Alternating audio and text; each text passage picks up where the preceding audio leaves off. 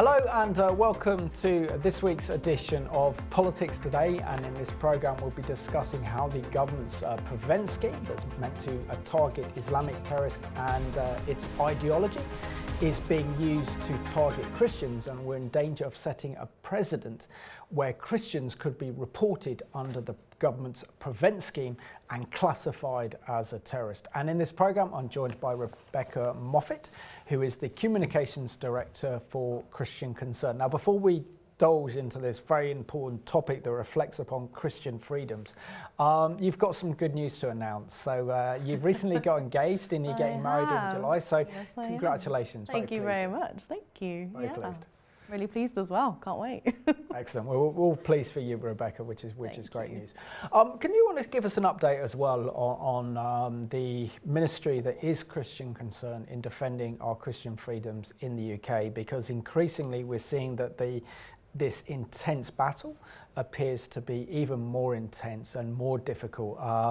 So share with us the kind of remit of Christian Concern and a lot of the legal cases that you're involved in defending Christian freedoms in the UK, and how we need our politicians, certainly those in Parliament, to take note, because if our Christian freedoms go, then effectively we end up having an authoritarian form of government.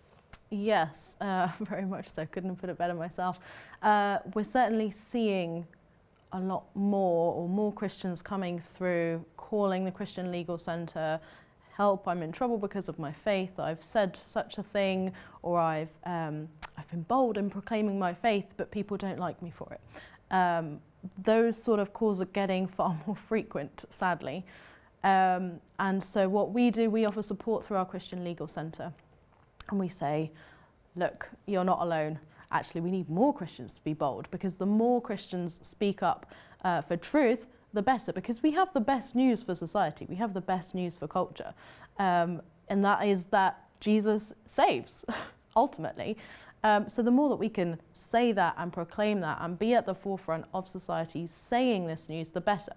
Sadly, culture doesn't want to hear that right now.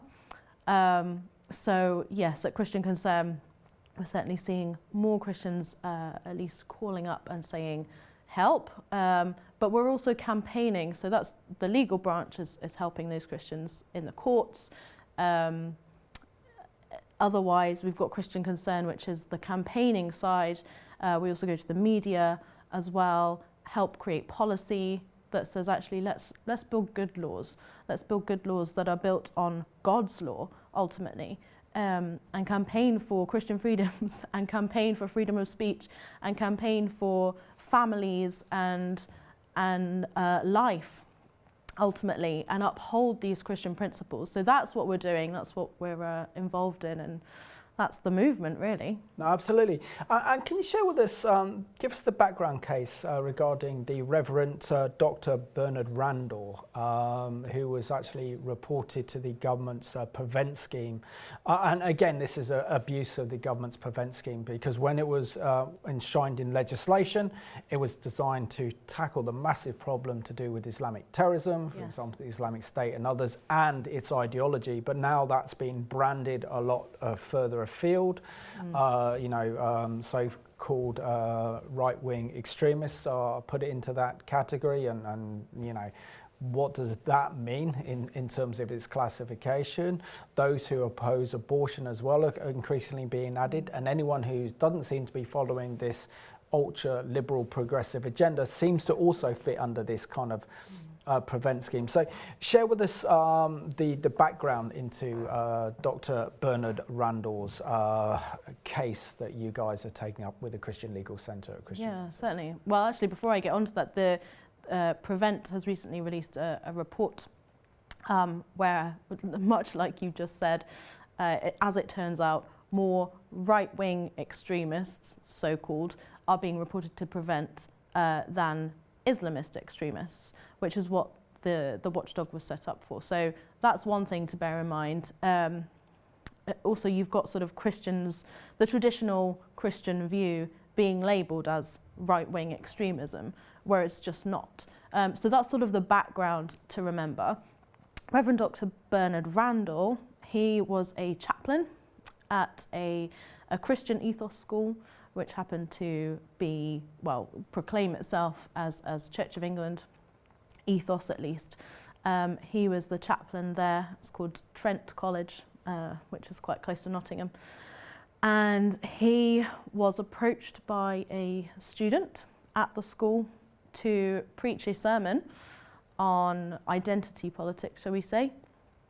The school itself had recently introduced some teaching and some policy on that sort of side of things, identity, all of that sort of thing, gender, sexuality, life generally for the young people going to that school, sorry.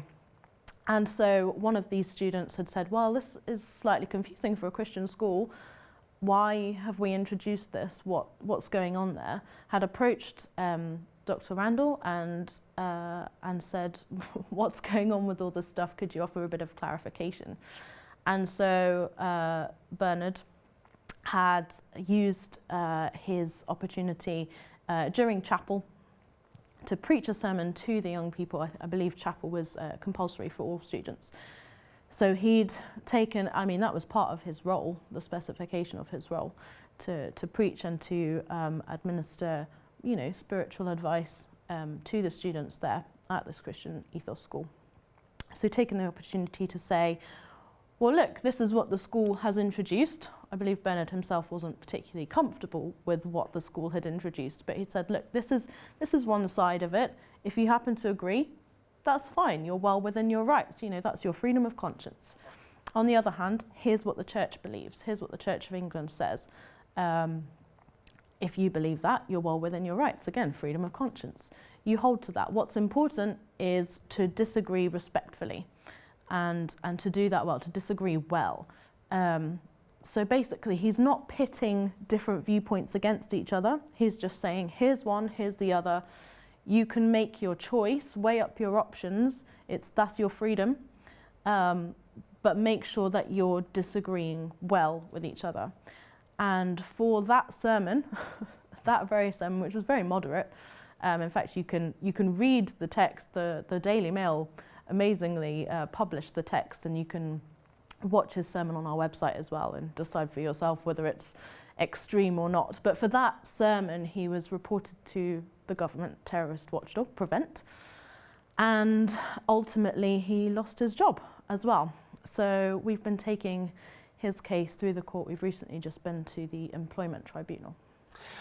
Share with us, I mean, there's one thing being dismissed, particularly as a chaplain for a sermon he's made that doesn't fit the right liberal progressive criteria, let's put it that way, and then being dismissed from your job from that perspective. But it's a whole different ballgame, isn't it, when you're then reported to the government's Prevent scheme on counter-terrorism, because then you're then essentially labelled as a terrorist, that you hold a kind of terrorist ideology, which would indicate that you are involved in violent activities to cause violence and damage to the state.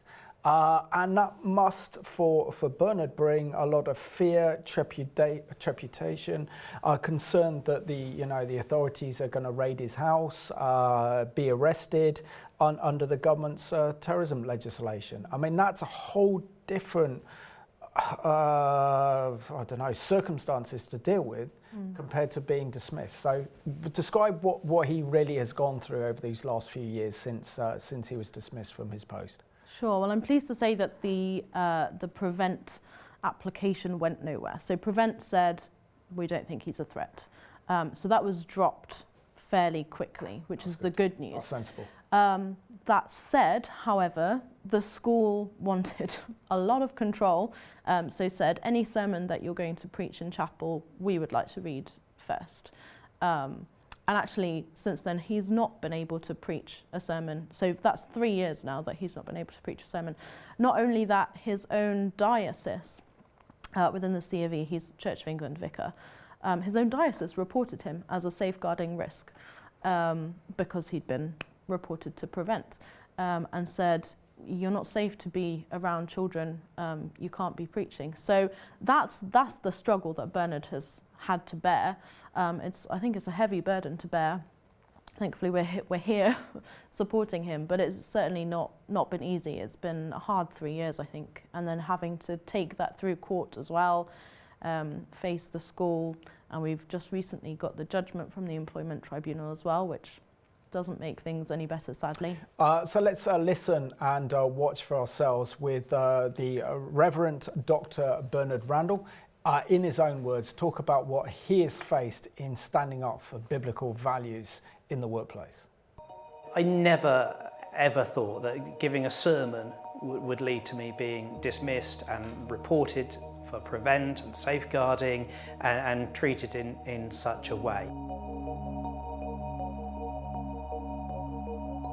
It was just so mind-blowing. I was thinking, I'm never going to work again because I've been accused of being a terrorist.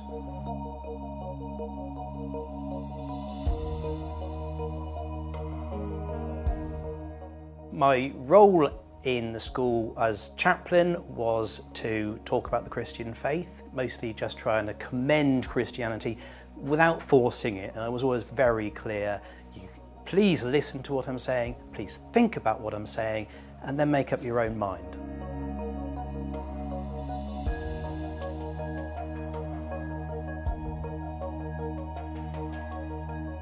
Back in the late summer term of 2018, there was mention of a group called Educate and Celebrate coming and doing diversity training.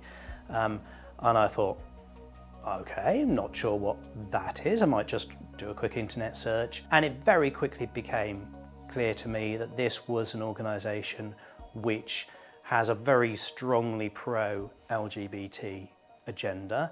The idea that they wanted to smash heteronormativity struck me.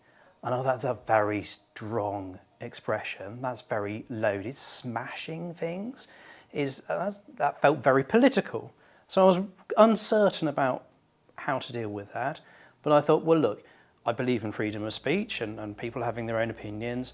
On balance, the best thing to do is to wait and hear the training, and then if I've got concerns, go to the senior leadership of the school and say, there's something difficult here from a Christian point of view, which I thought there probably would be, but I wanted to make sure. I thought that was only fair.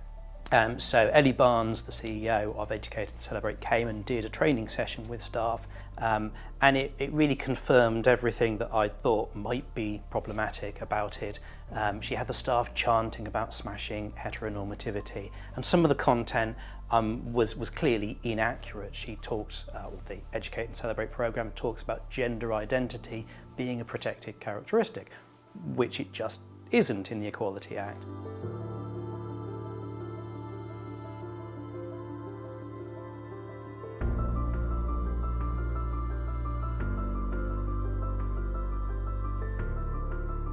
Every summer term, thinking about the topics for the sermons for that term, I would ask pupils to suggest ideas. One of the pupils said to me, "Sir, do you have any slots left in your topics?" And I said, "Yes, I have got one." He said, "Can you talk about how come we're told we have to accept these LGBT ideas in a Christian school?"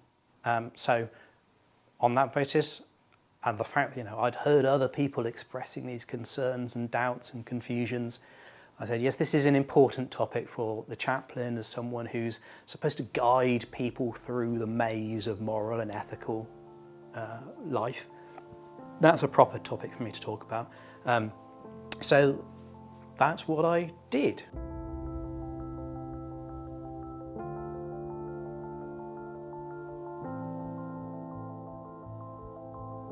This is the sermon I gave in June. You might be concerned that if you take the religious view on these matters, you will be attacked and accused of homophobia and the like. But remember that religious belief is just as protected in law as sexual orientation, and no one has the right to discriminate against you or be abusive towards you.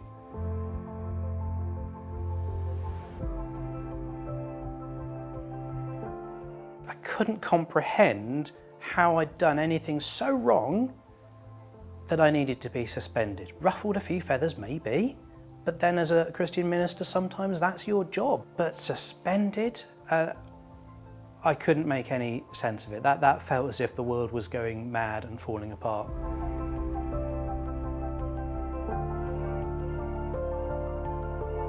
When I initially read the thing in the document saying that there'd been a prevent referral, I can't really remember exactly how I reacted because it was just so mind-blowing. The fear, you know, are you going to have the police breaking in your front door at 6 o'clock in the morning and dragging you off and seizing all the computers in the house and turning it upside down, searching for evidence and that sounds extreme. And of course, in reality, I didn't for a moment believe that could happen. But if the world is mad enough to say that a Church of England minister talking about the Church of England's beliefs is an extremist, a violent extremist, if it's mad enough to say that in the first place, someone else might be mad enough to act on it.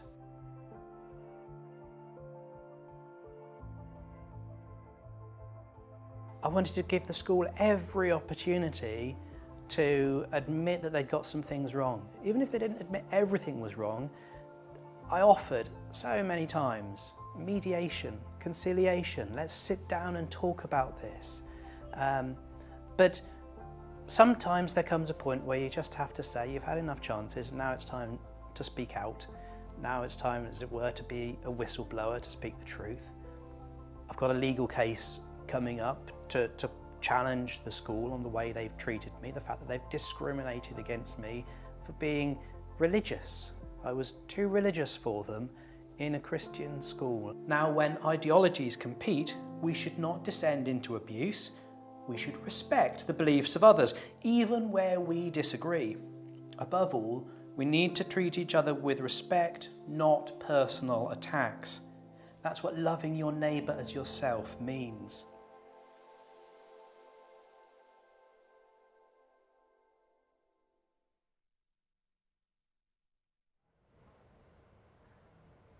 So that was Bernard Randall in his own words, and you know, as Christians, we very much need to keep him and his family very much in our prayers as he's on the front line in this battle for Christian freedoms in this country. And if we lose our Christian freedoms, we've lost all freedoms, and this is something that we have to be aware of.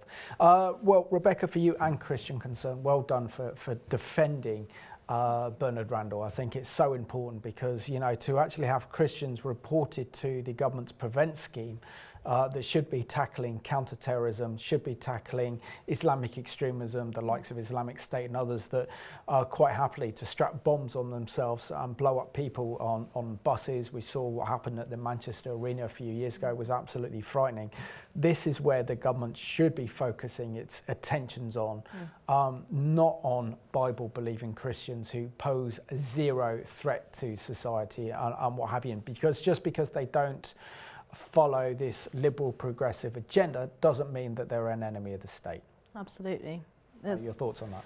No, you're completely right. The trouble is this liberal progressive agenda essentially says you can't offend me. There's no such thing really as the right not to be offended.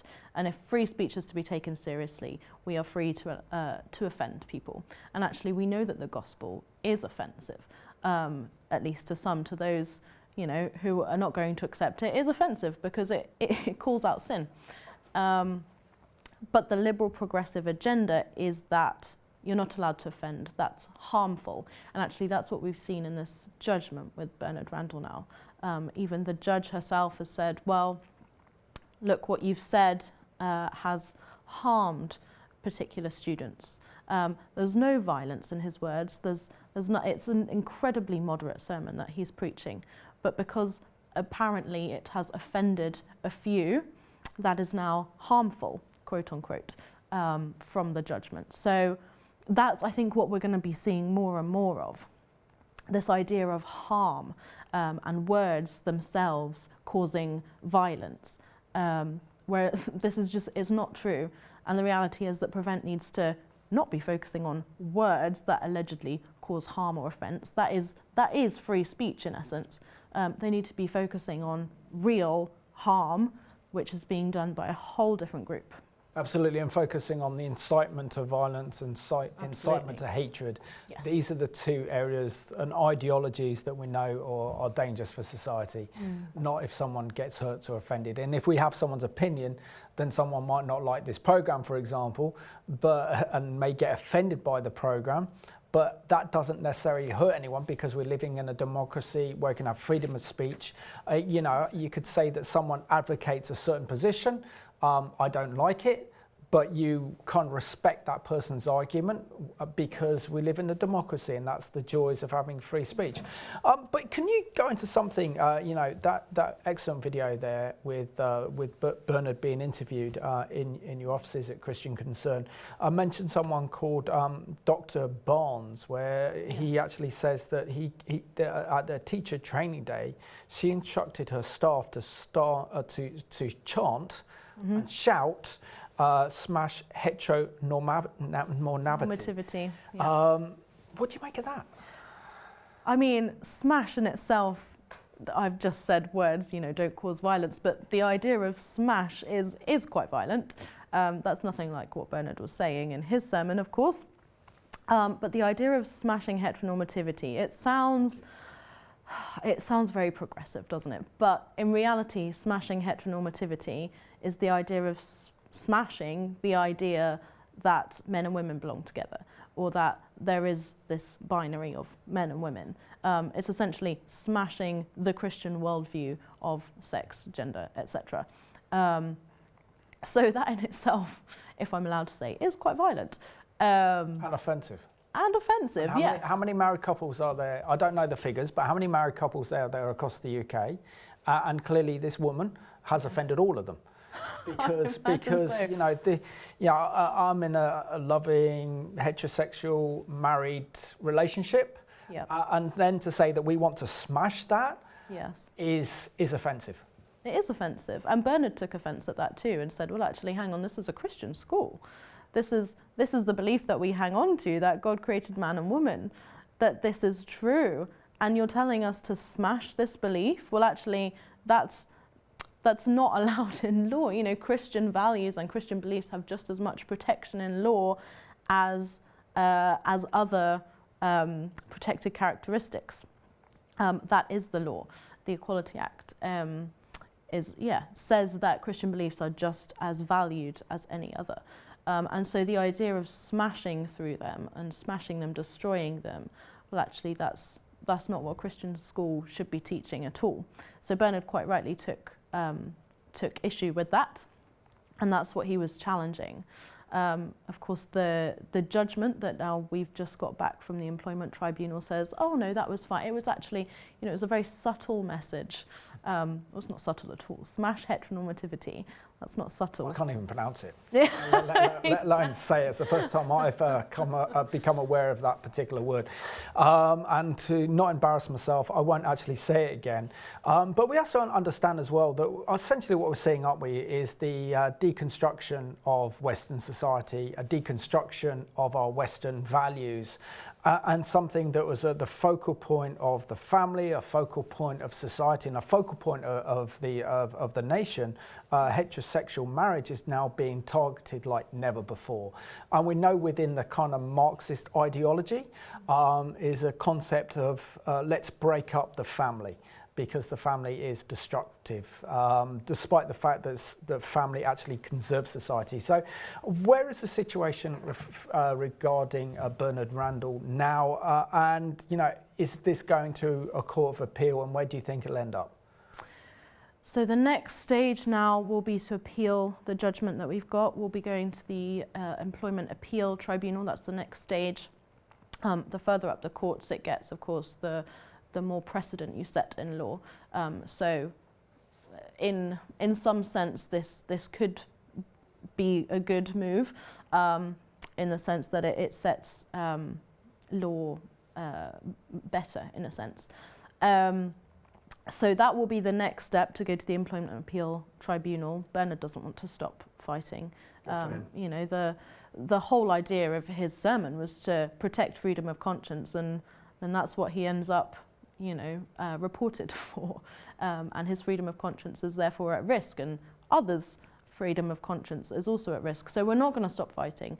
We're not going to stop taking this through the courts, because this freedom is one that is worth fighting for.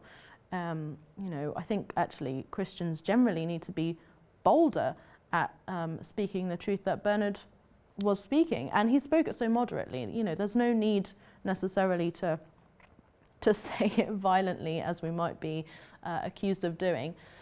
It's simply a case of stating truth, because we do have the best way for society to live. Absolutely. I have to ask you, we've got about 2 minutes left of the programme, but what has been the response of members of Parliament to this particular case? Because, you know, if, for example, this case regarding Bernard Randall is defeated, then this seriously threatens Christian freedoms in this country. Not only that, but also means that under a more authoritarian government that we've got now, that Christians could be, sent to the government's prevent scheme on counter-terrorism, which would be a very dangerous move for our nation and also Bible-believing Christians in this country. 30 seconds. Yeah, so Bernard's case has certainly been mentioned in Parliament before.